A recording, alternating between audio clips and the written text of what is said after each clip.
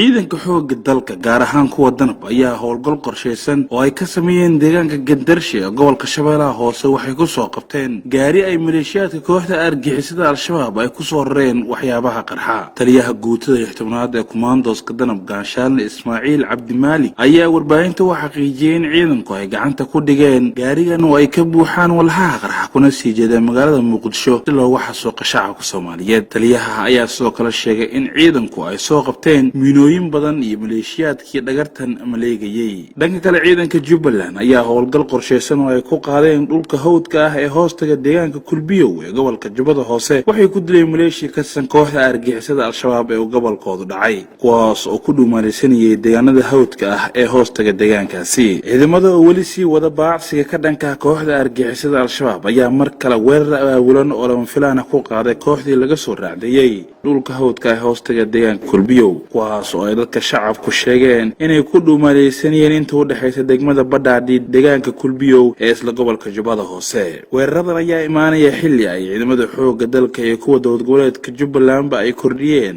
weerarada ka dhanka ah kooxda argagixisada Al-Shabaab si looga dulqaado shacabka oo ay dhibaato ba'an ku hayaan. Sidoo kale ciidanka dowlad goboleedka Koonfur Galbeed ayaa weerar qorsheysan ku qaaday goob fariisin ah oo ay ku lahaayeen kooxda Al-Shabaab duleedka deegaanka Goofguduud Buurey ee gobolka Baay. Dagaal muddo kooban socday kadib waxay ciidanka Koonfur Galbeed la wareegeen saldhiggii ay kooxda argagixisada Al-Shabaab halkaasi ku lahaayeen waxaana goobta lagu gaarsiiyay maleeshiyada argagixisada Al-Shabaab khasaare isugu jira dhimasho iyo dhaawac. Maxamuud Jaamac, barnaamijka Daljir Jubbaland TV.